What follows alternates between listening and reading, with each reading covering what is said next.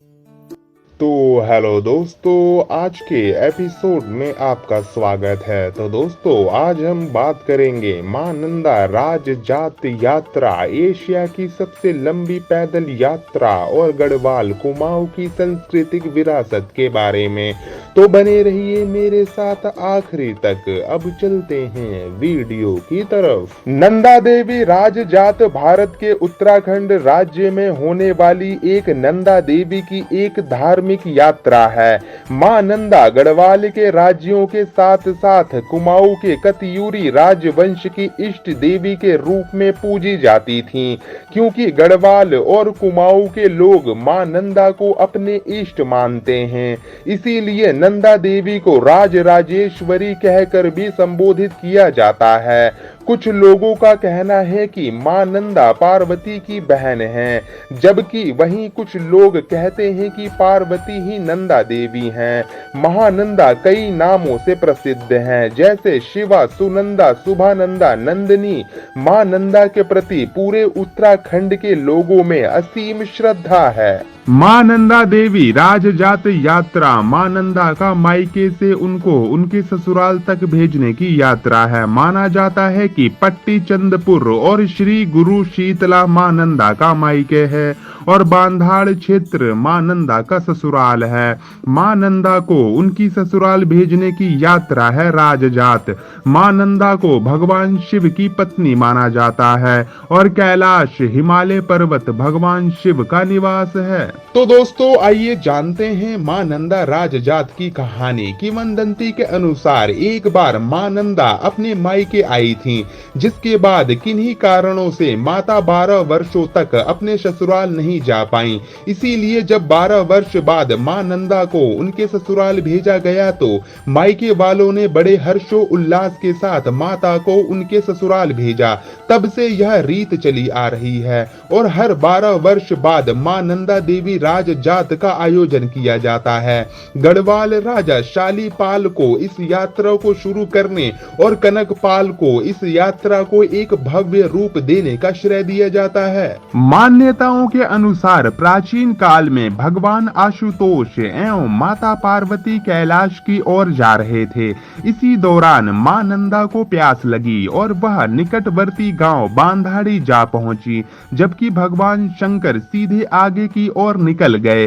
बांधाड़ी गांव में उस समय के चौकीदार एवं प्रधान जमन सिंह जादोड़ा ने मां पार्वती को पानी पिलाने के साथ साथ उनका खूब आदर सत्कार करते हुए दही और भात खिलाया।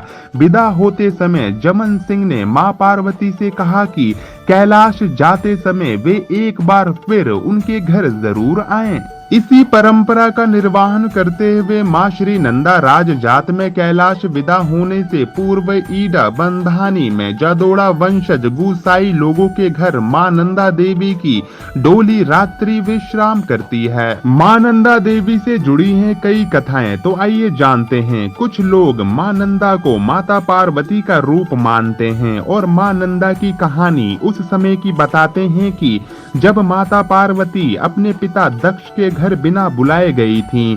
साथ ही कुछ किंवदंतियां इस तरह भी प्रचलित हैं कि एक बार एक लड़की के मायके में किसी धार्मिक अनुष्ठान का आयोजन किया गया, लेकिन मायके पक्ष ने अपनी बेटी को इस अनुष्ठान में नहीं बुलाया। लेकिन वह लड़की अपने ससुराल से लड़ झगड़ कर अपने मायके की ओर अनुष्ठान के लिए चल पड़ी। ससुराल पक्ष ने लड़की को बहुत समझाया कि तुम्हारे मायके वालों ने तुम्हें आमंत्रित नहीं किया है, इस तरह जाना ठीक नहीं। लेकिन लड़की नहीं मानी। लड़की ससुराल से अपने मायके की ओर जा रही थी, तभी उसके पीछे एक गुस्सैल भैंस पड़ गई। उससे जान बचाते हुए वह लड़की एक केले के पेड़ के पीछे जा छुपी। इतने में वहां एक बकरी आ गई और उसने उन पत्तों को खा लिया जिसके पीछे लड़की छिपी हुई थी। गुस्सैल भैंस ने लड़की को देखा और उसे कुछ इस तरीके से मारा कि उसने अपने प्राण त्याग दिए। इसके बाद ससुराल पक्ष को यही लगता रहा कि लड़की अपने मायके में है और मायके पक्ष पक्ष को भी इस बात की कोई खबर नहीं थी कि लड़की अनुष्ठान के लिए अपने ससुराल से निकल पड़ी थी। जब बहुत समय तक दोनों पक्षों ने लड़की की खोज नहीं की तो लड़की के मायके और ससुराल में कुछ अजीबोगरीब घटनाएं होने लगीं। जैसे गाय के पेट से बकरी जन्म लेने लगी, लोगों की सारी फसलें खराब हो गईं, या फिर अलग फसल से अलग अनाज उत्पन्न होने लगा। दोनों पक्ष इस बात से परेशान हो गए कि आखिर ऐसा क्यों हो रहा है। तभी एक दिन वह लड़की किसी के सपने में आई और बताया कि मेरे साथ ऐसी ऐसी घटना हुई है और तुम लोगों ने मेरी खोज नहीं की, इसीलिए तुम्हें मेरी याद दिलाने के लिए मैंने ऐसा किया है। कहा जाता है कि तब से उस लड़की को मां नंदा के रूप में पूजा जाता है और देवी बनाया जाता है। विभिन्न रूपों में पूजी जाती हैं देवी। उत्तराखंड में मां नंदा को अनेक रूपों में पूजा जाता है। उत्तराखंड में विवाहित देखी या बहनों को दिशा ध्यानी कहा जाता है, इसीलिए इस राज जात में बेटियों को खास महत्व दिया जाता है।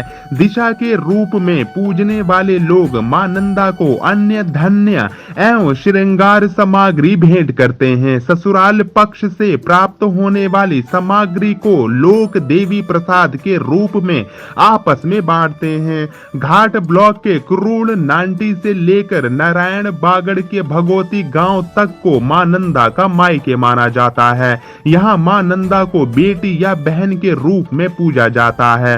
भगवती के बाद मां नंदा का ससुराल शुरू हो जाता है। आज मां नंदा संपूर्ण उत्तराखंड में कई जगह बेटी, बहन और कहीं बहू के रूप में पूजी जाती हैं। 12 साल में आयोजित होने वाली नंदा राज जात में मुख्य रूप से चौसिंगिया खाड़ू 4 सिंग वाला बकरा मां नंदा का सहायक माना जाता है।